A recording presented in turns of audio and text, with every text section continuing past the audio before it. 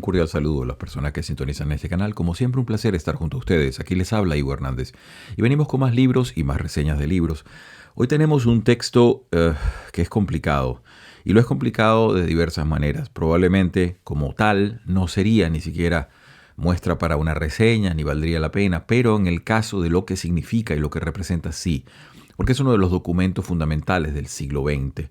Es un documento terrible, un documento que detalla la destrucción de grupos humanos de una manera bastante metódica y bastante sistemática, es lo que presenta.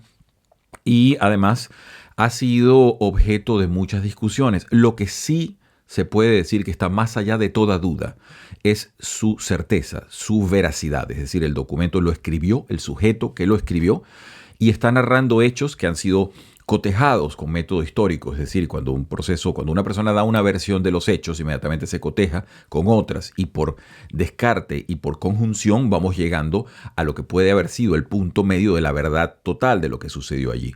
El libro que nos convoca hoy, lo tengo en alemán primeramente y se los muestro, y se llama así: Comandante en Auschwitz. Notas autobiográficas de Rudolf Höss. Aquí dice compilado por Martin Broszat. Pueden ustedes ver la foto. Ese es el momento cuando ya el sujeto estaba detenido y juzgado. Ya vamos a entrar en más detalles. Y tengo la copia de la traducción. Tengo aquí la traducción en español. Una traducción bastante buena, y la compré sobre todo por el prólogo. En alemán no tiene el prólogo que sí tiene en español y que a mi juicio vale y amerita comprar el libro. En mi caso, Rudolf Höss, yo, comandante en Auschwitz. Y fíjense ustedes, ahí está la introducción de Primo Levi. Primo Levi es uno de los supervivientes de Auschwitz, un hombre que escribió la así llamada trilogía de Auschwitz, de los cuales el primer libro es fundamental, que se titula Si esto es un hombre, y eso por la degradación humana que él pudo vivir y ver y atestiguar allí. Ahora, antes de meternos en el tema, quisiera, por situaciones fonéticas, aclarar un detalle que algunos colegas seguramente conocen muy bien, otras personas menos, pero puede pasar en alemán que se nos confunda. Hay dos personas de las altas jerarquías del nazismo que a veces se suelen confundir en español, y me permito mostrárselos para que puedan ver escrito. El primer caso es Rudolf Höss. Fíjense ustedes, ahí tenemos dos detalles. Tenemos la O con diéresis, es decir, los dos puntitos que van allí, perdón, y la SZ en alemán se conoce, que es como una especie de letra beta en griego, que yo le puse acá, también se escribe Rudolf Höss con doble S, porque la SZ es un sonido equivalente a una doble S. Esa es fonéticamente su equivalencia. Existe ese personaje, fíjense ustedes, nació en 1901 y muere, o es ajusticiado, es colgado en 1947, justamente en Auschwitz, por cierto. Y está otro personaje de altísima jerarquía en el nazismo, que fue incluso lugarteniente segundo mayor después de Hitler, que era Rudolf Hess. Fíjense ustedes, aquí tenemos sí nuevamente la SZ, pero con una E.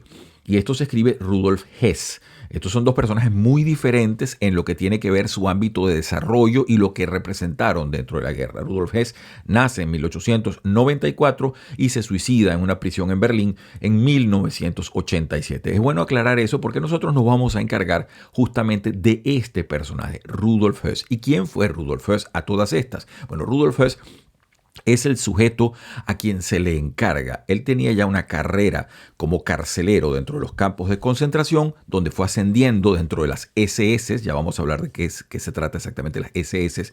Y allí fue ascendiendo hasta que en 1941 el Reichsführer, es decir, el encargado directo de Hitler para toda una cantidad de fenómenos internos, que era Heinrich Himmler, que era quien había en ese momento, dirigía en ese momento las SS, le encarga de lo que será la fundación, ampliación y desarrollo del nefasto y terrible campo de concentración que va a ser conocido como Auschwitz, que después va a ser muchísimo más grande de lo que se planeó al comienzo y va a ser un sitio destinado a un campo por una parte campo de trabajo, pero gran parte campo de exterminio. Eso es una cosa pie de página que hay que tener en mente.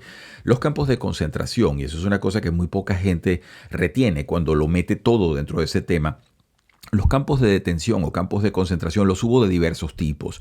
Los sabía que eran fundamentalmente de trabajos y tenían, por supuesto, unas especies de Todos eran nefastos y terribles, pero había rangos de mayor aceptabilidad, se puede decir, o menos terribles unos que otros. Algunos eran de exterminio, donde las personas simplemente iban a que las mataran rápidamente, otros en donde iban a trabajar hasta que se fuesen muriendo. En fin, había todo una concepción de lo que debía ser esto. En el caso del señor Höss, que estamos hablando hoy, él fue el encargado. En 1941 se le da la orden. En unos territorios de Polonia ya había comenzado la Operación Barbarossa, que es la operación cuando Hitler y los nazis deciden avanzar hacia la frontera este, avanzar Polonia y tratar de tomar Rusia, etcétera, todo lo que posteriormente fracasó.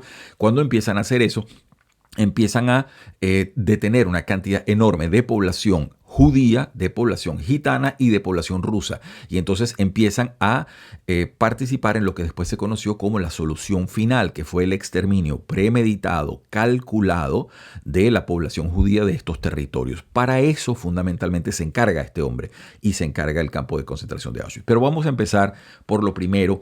¿Quién es este sujeto? ¿Qué fue lo que pasó? El sujeto nace en 1901. Él nace en una familia muy católica al sur de Alemania. Usualmente, esto no es una regla, pero usualmente el sur de Alemania suele tener de mayoría católica, el norte suele ser de mayoría protestante, es decir, luterana. Entonces, él nace en una familia muy católica. Su padre tenía las previsiones de que él fuese sacerdote en el futuro, lo cual garantizaba pues para la familia cierto provecho. Eso era bastante común en el pasado. Entonces, él lo mandan a una escuela religiosa, etcétera, etcétera. Lo cierto es que el padre muere repentinamente. Y a partir de allí, más algunas decepciones dentro de la iglesia, el jovencito empieza a sentir que su vida va un poco sin rumbo. ¿Cuándo estalla la Primera Guerra Mundial? Saque usted la cuenta. Esto estamos hablando del año 1914. El jovencito tendría a la sazón 13, probablemente ya para los 14 años. Él empieza a querer involucrarse en la guerra, pero estaba muy pequeño. Y después de muchos intentos fallidos, donde se le escapa a su mamá, etcétera, etcétera, logra que lo enrolen como una persona voluntaria y lo mandan al frente en Irak. Allí se convierte a trancas y a barrancas en soldado, participa en combates, etcétera, y entonces empieza toda su situación con un involucramiento en el mundo militar. Cuando Alemania ya pierde la guerra y todas las tropas son desmovilizadas, él se encuentra pues bastante joven todavía, tendría en 1918 unos 17 años, ya con una formación de guerra importante de prácticamente 2 años, ¿no? Y él ingresa un poco por inercia en ciertos grupos que van a estar vinculados a movimientos nacionalistas y movimientos de derecha después. Ese momento en Alemania, dentro de lo que es la culminación de la guerra en 1918 a 1923, que lo hemos narrado, por ejemplo, en el libro de Sebastian Hafner, si usted puede buscarlo por ahí, Memorias de un alemán, que son los procesos de grandes inflaciones, de muchísima turbulencia, asesinatos políticos, etcétera, en Alemania. Muy difíciles esos momentos. Son para gente joven como él también unos momentos sin brújula política. Y el hombre es captado por estos movimientos en donde van buscando esa idea más o menos de tradición, familia, propiedad y sangre, todos esos valores. Se une a una formación del sur que tenía estos valores de derecha que se llamaban los artamanes. Vamos a tratar de todo esto después de codificarlo más en detalle. Y entonces él, a partir de allí, está también en las Freikorps, que son estos cuerpos paramilitares, etcétera. Se le culpa de un asesinato que él dice no haber cometido, pero eso es dudoso porque, por supuesto, el sujeto miente y está probado que miente en algunos hechos en los cuales dice una cosa y los hechos verificados son otros. Pero el punto es que el sujeto va preso. Lo meten en una prisión en Brandenburgo. Él se adapta bastante bien a la prisión y aprende mucho de eso. Y cuando lo liberan, entonces ya vuelve con sus filiaciones y sus antiguas simpatías de los grupos de derecha que había conocido y empieza a ligarse al fenómeno ascendente del nazismo. Él se verifica a sí mismo y se identifica como un nazi convencido. Incluso ya en las puertas de la muerte, cuando escribió estas notas biográficas sobre sí mismo, él eso lo decía. Y el sujeto empieza a participar, luego de su experiencia carcelaria, lo empiezan a poner en sitios de prisión. Uno de los primeros campos de detención, que es un sitio de donde luego se va a aprender mucho. Y mucha de la gente que se formó allí como carceleros, como torturadores, etcétera, va luego a participar en otros campos, es Dachau. Dachau es un campo que queda cerca de Múnich. Ese era un campo, estoy hablándole al comienzo de la década de los 30, que se usaba sobre todo para detenciones políticas. Allí se llevaban personas vinculadas a lo que serían los partidos socialdemócratas, los comunistas, etcétera. Fueron los primeros que fueron para allá. Todavía no estamos hablando de la solución final, de la erradicación de la población judía. Eso es muy posterior, eso sucede después y sucede rápido, es decir, en términos temporales es una cosa que va a suceder condensada en un momento particular. En estos momentos, Dachau es una especie de escuela de formación y Höss va a parar para allá. Y empieza a tener una cantidad de formación importante. Ahí se va a vincular con unos sujetos que él describe. Ahí va a estar Teodoro Aige, que es un sujeto que va a ser uno de los ideólogos de esto de los campos de concentración. Aige, un sujeto que veía, él traía un poco esa idea del enemigo interno, no la había focalizado en el tema judío, sino sobre todo en los comunistas y los socialdemócratas, toda la gente de izquierda, etcétera. Recuérdese que Alemania, igual que otros países en Europa, durante la década de los 20 y el comienzo de los 30, tenía un partido comunista bastante organizado, tenía fuerzas en la socialdemocracia, todo ello pues fue colisión con algunos movimientos de derecha, como es el caso del Partido Socialista de los Trabajadores, como se llamaban al comienzo los nazis. Lo cierto es que, para hacerles una historia corta, este hombre se forma en Dachau durante una serie de años. Luego es llevado a otro campo de concentración llamado Sachsenhausen y evidentemente resultó ser un sujeto productivo en términos que cumplía las órdenes, las cumplía rápido y eficientemente. Y entonces Himmler, que es repetimos, después de Hitler, Himmler es esa persona encargada de las SS, lo que sería la Schutzstaffel. Ya le vamos a dar un poquito más sobre esto cuando hablemos del detalle. Él le dice, mira, necesito que te encargues de esto. Le comunica la orden en el año 41 de la solución final a partir ya de la incorporación de los terrenos de Polonia y todo eso. Dice, bueno, esa población hay que irla llevando a Auschwitz, vas a crear esto así asado y vamos a producir un exterminio rápido y masivo, lo más que se pueda, y a eso le encargan. Entonces este sujeto va a estar allí del 41 al 43, lo relevan en el 43, pasa a otras funciones, luego vuelve temporalmente a ello y ya culmina la guerra. El sujeto se encuentra cuando Hitler se suicida en Berlín y todo esto, ellos forman con Himmler, forman una especie de gobierno muy temporal en Flensburg, una ciudad al norte de Alemania. Allí Himmler, ellos se reúnen todos, él está esperando la orden del suicidio, le está esperando que le digan que se mate y Himmler lo que les dice a todos los altos mandos allí, no, infíltrense dentro de las tropas, lo mandan como infiltrarse dentro de la marina, etcétera, etcétera, para tratar de escapar. Y entonces él se infiltra como marinero, otros hacen lo propio y a este sujeto lo capturan finalmente los ingleses y lo llevan a Nuremberg, donde es juzgado. Luego se le entrega a las autoridades polacas que en el año 47 deciden ajusticiarlo con la horca en los mismos territorios donde había estado el campo de concentración de Auschwitz. De manera que allí se cierra el capítulo. Ahora, ¿por qué este libro es tan importante y por qué repetimos lo que es un documento? Lo primero que hay que recordar es lo que le estamos diciendo. Se trata de un documento del cual existe la forma fehaciente. Lo escribió el sujeto en vísperas de su muerte, lo escribió bastante tranquilo y puso una cantidad de puntos sobre las IES. Además de ello, él da explicaciones bastante prácticas de cómo se hacían las cosas. Este es el sujeto bajo cuyo mando se descubre, por ejemplo, el ciclón B, que es un gas con contenido de cianuro que se empezó a utilizar para las muertes masivas. Cuando él se le encarga justamente el tema, dice, mire, usted tiene que liquidar, porque esa es la palabra terrible que utilizaban, liquidar a tantos presos. Al principio eran rusos, por cierto. El problema que tenían era que para matar tanta cantidad de personas, las tropas que podían usar se desmoralizaban, se alcoholizaban y la gente no servía. Es decir, al final no era productivo y no se podía lograr la meta. Y esto usted lo va a ver permanentemente cuando citemos algunas partes del texto. La despersonalización que este sujeto logra, que es realmente sociopática. Es decir, él habla de las otras personas como si fuesen vegetales, como si estuviesen diciéndole, mire, hay que talar 4 árboles aquí y 5 árboles allá. Es decir, él no se identifica como que es otro humano el otro, ¿no? Él simplemente lo ve como un deber que hay que hacerlo. De allí que es un texto que en algunos momentos puede ser muy fuerte. Yo me voy a eximir de leer las partes más crudas, que las hay y son bastante fuertes.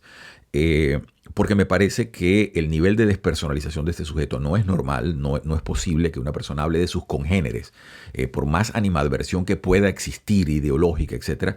Esto solamente se puede conseguir en los totalitarismos como el comunismo soviético o el nazismo. Es decir, esto y las hambrunas de Ucrania y matar gente así como lo hizo Mao Zedong con el salto adelante y todas esas cosas horribles donde usted ve que la población ha sido tratada simplemente como masa, como número, es algo que merece pues bastante cuidado en su manejo. En nuestro caso lo que queremos mostrarle es primero lo fehaciente del documento y las cosas que van apropiándose como una expansión ideológica, que fue lo que fue el nazismo, y cómo esa pregunta que nos hacíamos en un texto muy anterior, que es cómo una persona buena puede convertirse en una persona terrible o una persona medianamente común, para no llamarla buena, cómo puede convertirse en un inveterado asesino como este sujeto que tenía sobre sí una acusación de un asesinato sobre los 2 millones de seres humanos. Entonces, imagínense ustedes, probablemente, como él dice, yo no maté a nadie. Bueno, usted no, quizás él mismo no lo mató, pero estaba dando las órdenes de cómo era que se hacía todo el proceso,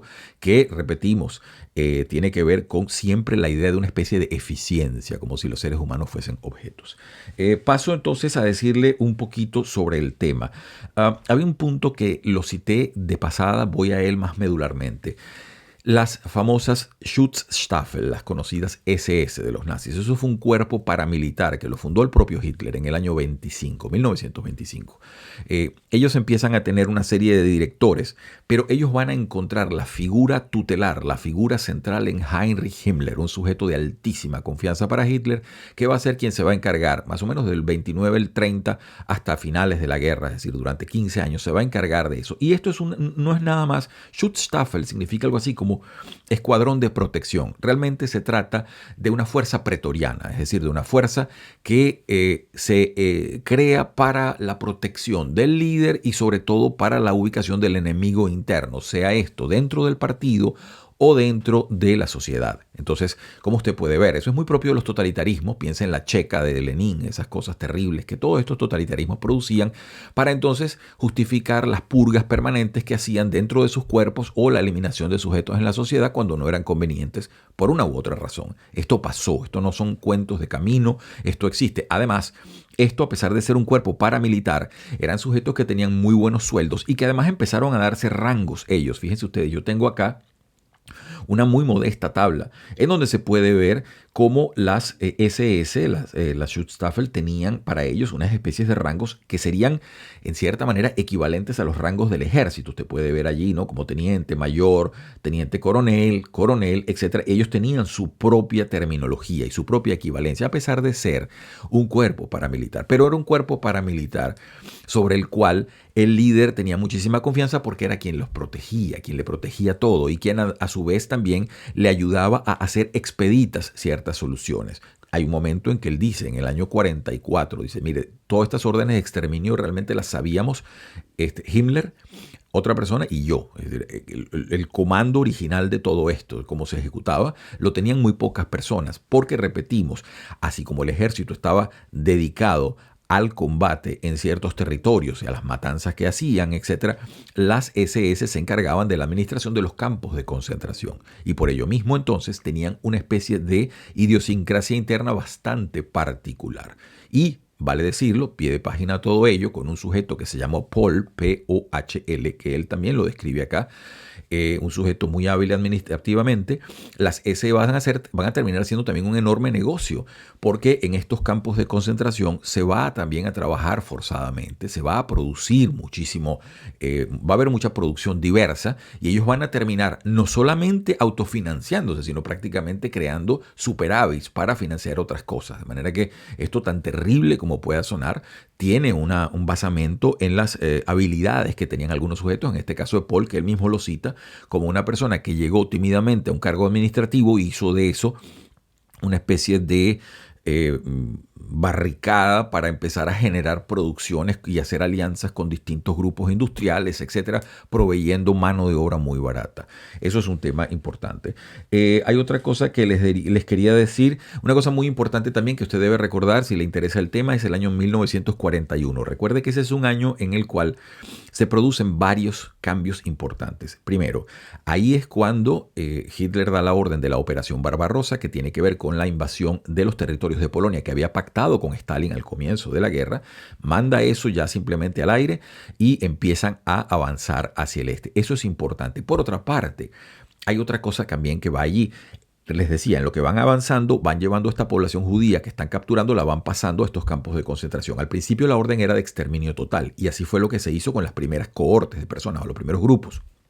Pero se les presentó en la medida en que empezaron a encontrar resistencia en el frente este, y en la medida en que las tropas dejaron de avanzar tan rápidamente como al comienzo, empezó a suceder un fenómeno, que es que empezaban a necesitar producción industrial.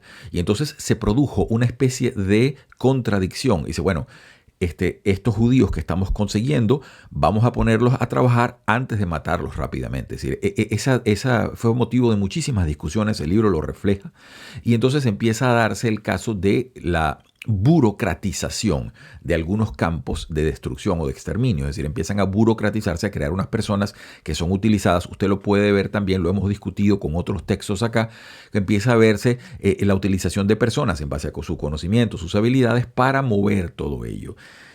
Les repito, les eximo mucho de lo más terrible del libro, que es muy duro. Aquí se lo presento por si acaso alguien tiene el estómago y el deseo de leerlo.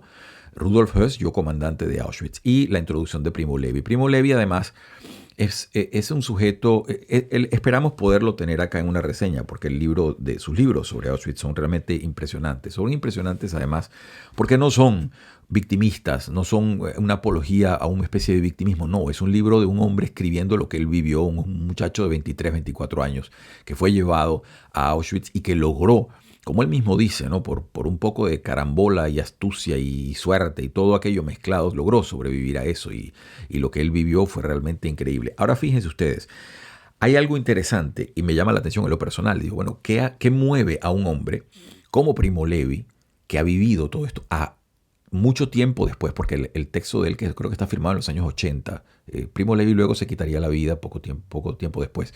Pero ¿qué lleva a un hombre como ese a prologar un texto así? Y él lo explica al final del libro, porque él al final dice, bueno, yo quiero que ustedes entiendan que yo me pongo a leer esto y por dos razones fundamentales. Vamos a tratar de eludirlas también. Quiero que no se me quede nada por fuera. Les decía, el año 41 también una cosa importante. Las primeras personas en las que se ensayaron los exterminios masivos fueron los rusos. Los prisioneros rusos que ellos tenían allí, con ellos se ensayó el Ciclón B. Al principio se hablaba con monóxido de carbono, es decir, con los vehículos se hacían unas especies de conexiones, porque no servía el fusilamiento, eran demasiadas balas, demasiadas personas, no había tropas para fusilar tanta gente. Todos esos problemas logísticos los explica, ¿ves? Que se presenta a sí mismo como una especie de carcelero eficiente.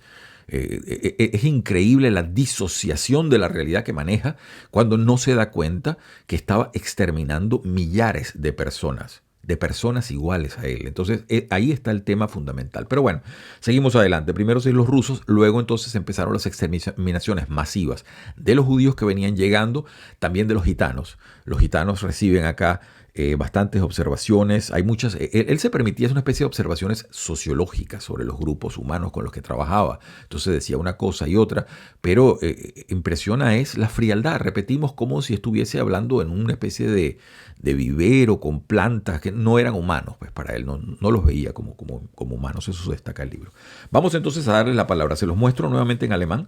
El libro se adquiere relativamente económico. Comandante en Auschwitz. Aquí están las notas autobiográficas y también el de la traducción que tengo acá de Arsalia Ediciones, que recomiendo porque está bastante bien traducido. Por cierto, el editor dice que él no sabe de quién es la traducción y que él la copia fehacientemente y los derechos se reservan. La introducción de Primo Levi sí tiene su traductor, pero está bastante bien hecha, debo decir. Y voy a empezar, fíjense ustedes, cotejando los índices de ambos libros, que a mi juicio se complementan. Permítanme ustedes comenzar con el de alemán, para que ustedes vean de qué vamos a tratar brevemente en la medida que el tiempo nos permita avanzar.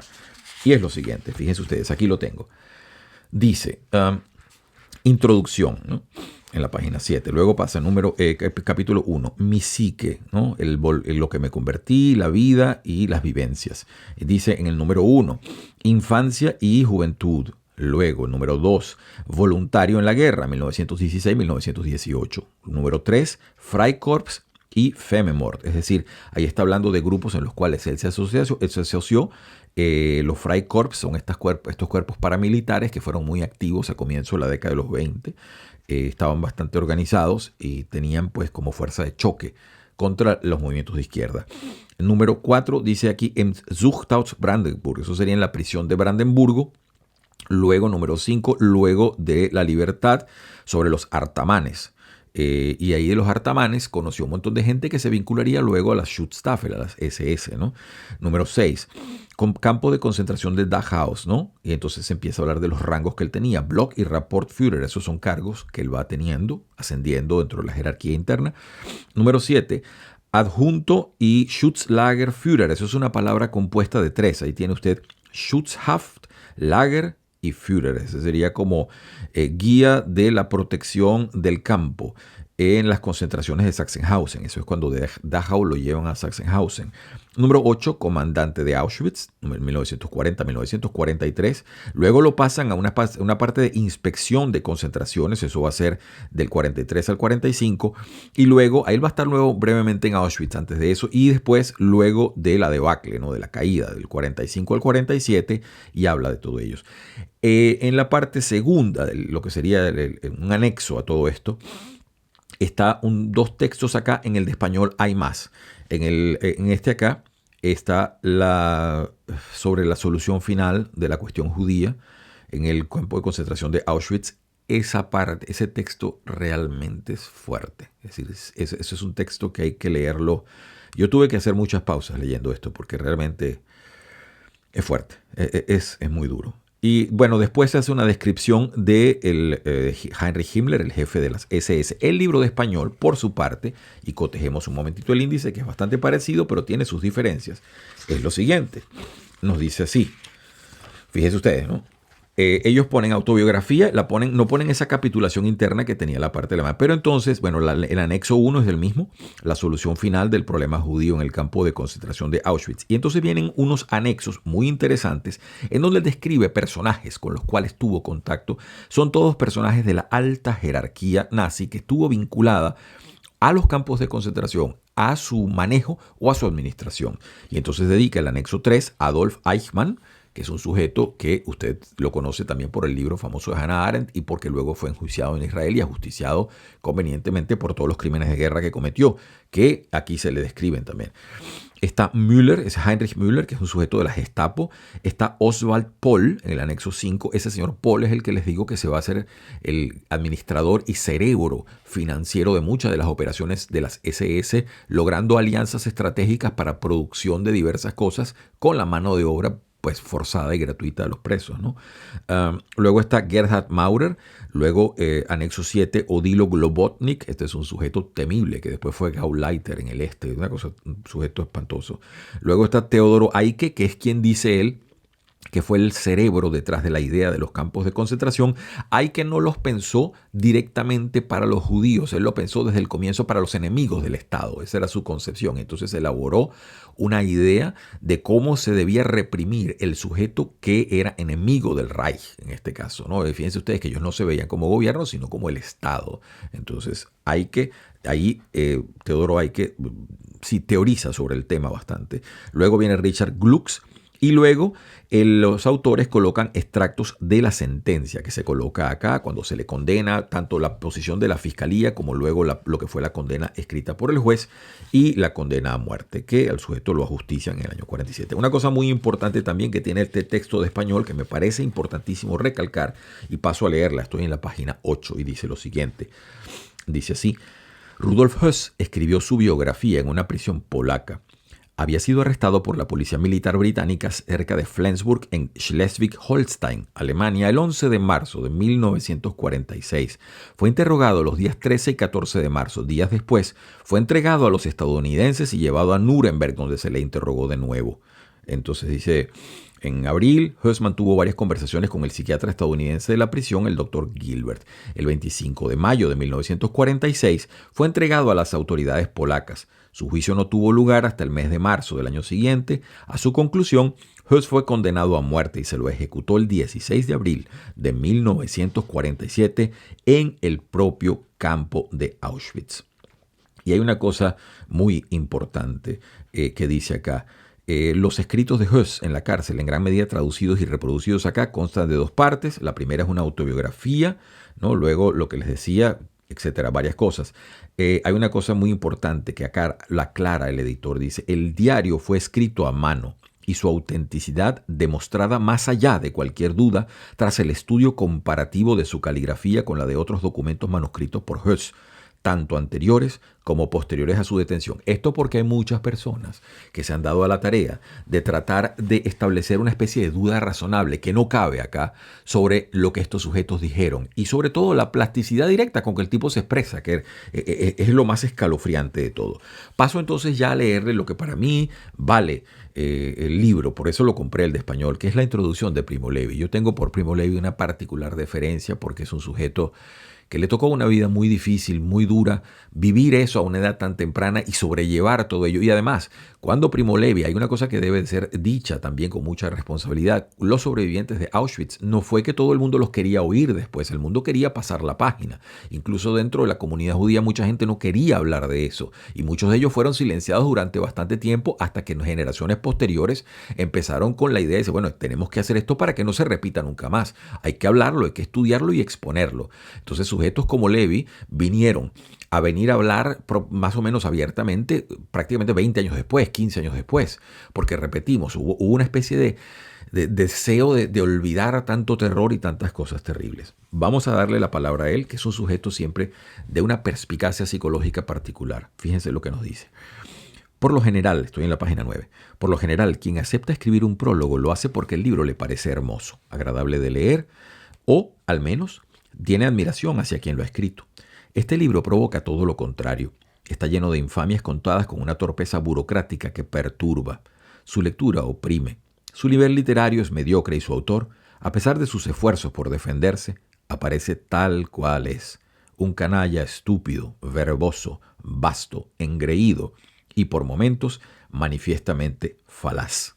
Entonces, ahí lo retrata más o menos de frente y de perfil. Sin embargo, fíjense cómo coteje usted eso que acaba de decir, esa introducción tan fuerte con lo que nos dice ahora. A nosotros, los supervivientes de los lager son los campos de concentración, así se les decía informalmente, ¿no? A nosotros los supervivientes de los lager nacional-socialista a menudo se nos hace una pregunta sintomática, en especial por parte de los jóvenes. ¿Cómo eran? ¿Quiénes eran los del otro lado? Es posible que todos fuesen unos malvados, que en sus ojos nunca se avistase un brillo de humanidad. El libro responde a esta pregunta de manera exhaustiva. Muestra con qué facilidad el bien puede ceder al mal, ser asediado por éste y finalmente sumergido para sobrevivir en pequeñas islas grotescas. Una vida familiar ordenada, el amor a la naturaleza y un moralismo victoriano. Justamente porque su autor es inculto, no se puede sospechar una colosal y sabia falsificación de la historia. Él no habría sido capaz de ello. Y aquí lo hay que reconocer, es absolutamente y taxativamente cierto lo que dice Levi, porque Höss se manifiesta como un sujeto extraordinariamente simple. Lo único que está manifestando y que está diciendo todo el tiempo es su deseo de cumplir el deber y las órdenes que no se cuestionaban, que venían de arriba para hacer cualquier barbaridad. Y el sujeto lo que trataba era siempre de destacar como el más eficiente dentro del grupo sin percatarse de las cosas que estaban sucediendo.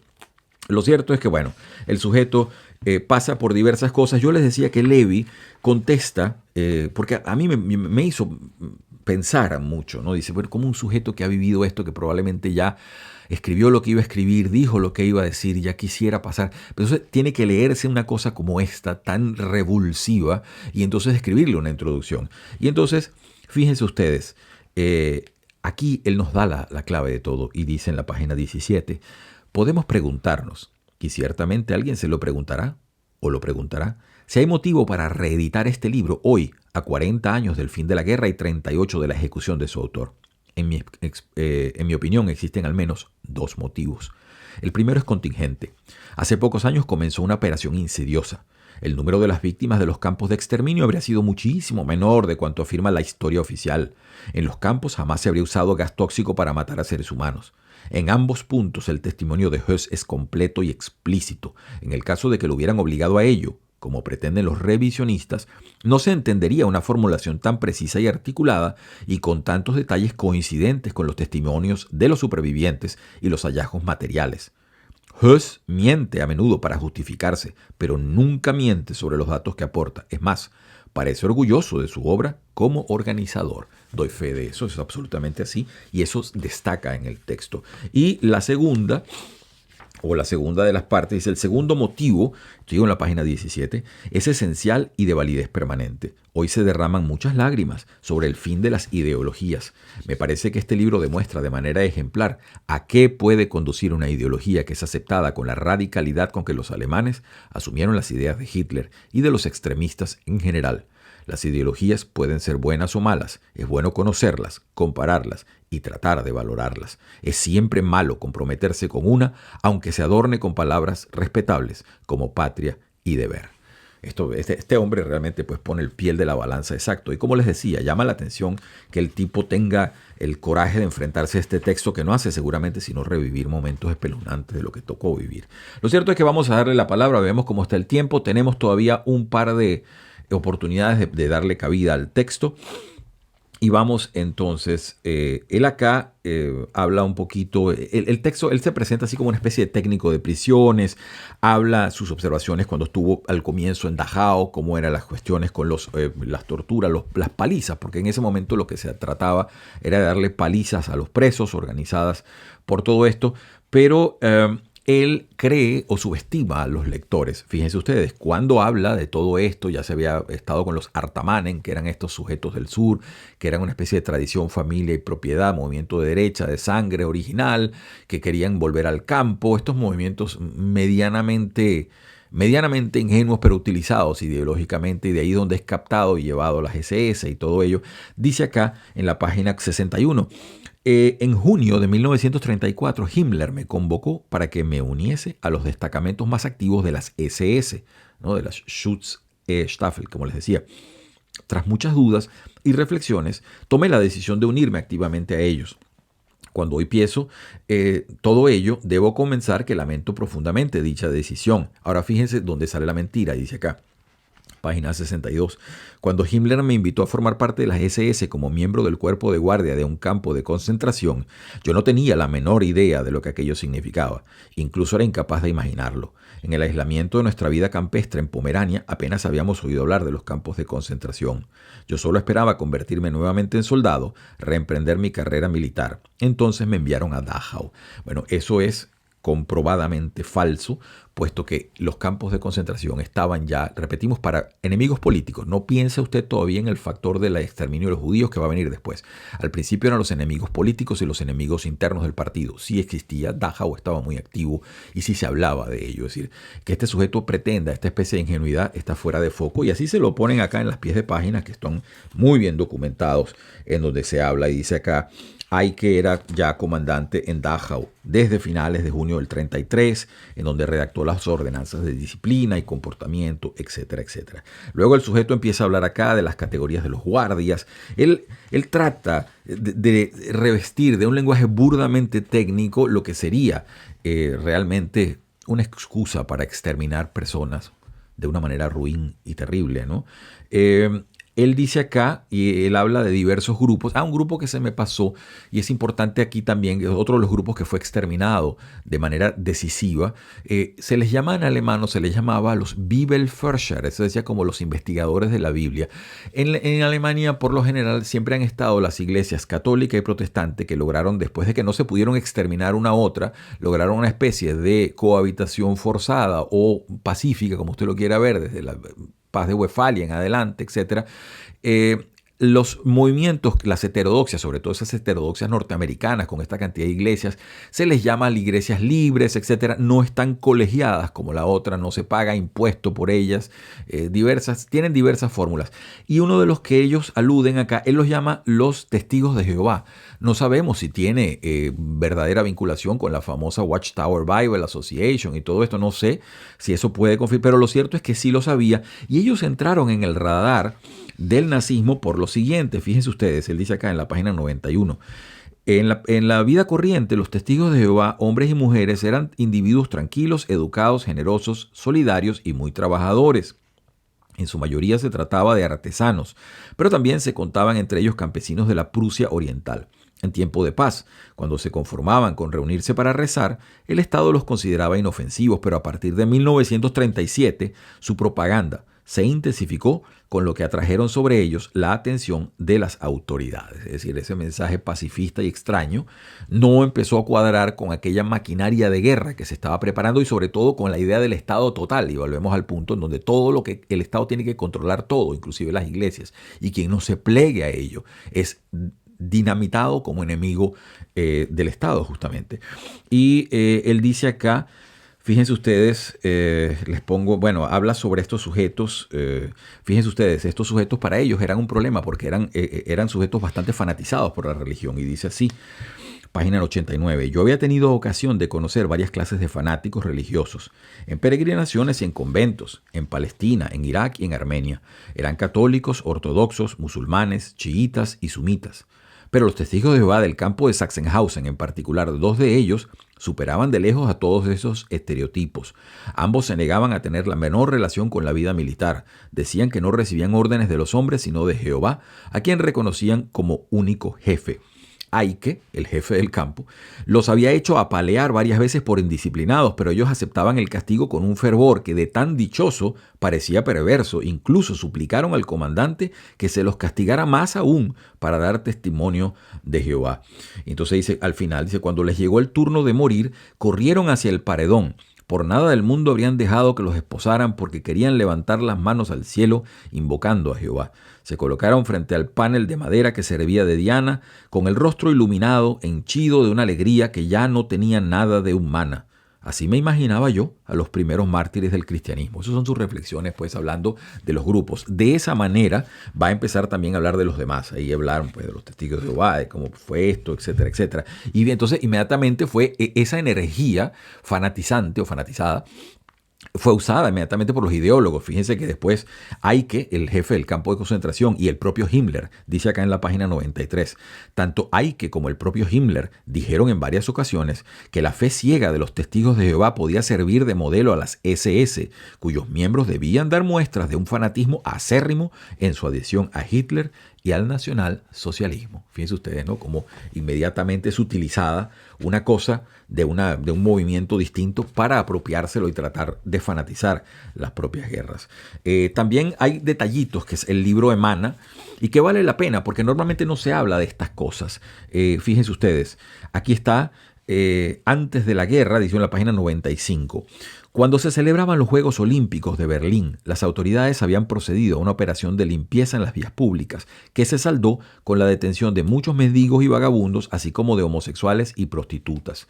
También a ellos los habían enviado a los campos de concentración para reeducarlos y asignarles ocupaciones más útiles. Entonces, fíjense ustedes, ahí tienen otro de los temas que no se ve, del cual se habla poco, y la población homosexual fue bastante decimada, fue bastante agredida, a pesar de que en las jerarquías del nazismo existía el homosexualismo, pero los homosexuales de la persona común, el sujeto de la calle, fueron inmediatamente diagnosticados nuevamente como enemigos del Estado y enviados para esas terribles supuestas reeducaciones, como si tal cosa se pudiese reeducar, y entonces, bueno, sufrieron en esto, y entonces él lo narra también desde la perspectiva del administrador de estos campos de concentración, que no de exterminio, y lo que pasaba con estos sujetos, etcétera, etcétera.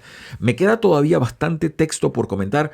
Probablemente sea lo más sensato darle una segunda audición a este libro porque me parece que es bastante relevante lo que hay que discutir, sobre todo al final de lo que este sujeto presenta y de lo que él habla en cuando se le encarga a partir del año 41 para la solución final, la idea del exterminio, cómo funcionó esa maquinaria del año 41 al año 43, al año 44, los años más terribles, él lo releva en el 43, pero está atento a la administración de los campos, y luego cuando ya se produce la caída del régimen y entonces ellos tratan de escapar, él es capturado de inmediato y viene entonces el proceso de su detención, juicio y ajusticiamiento. Vamos a dar una pausa entonces acá.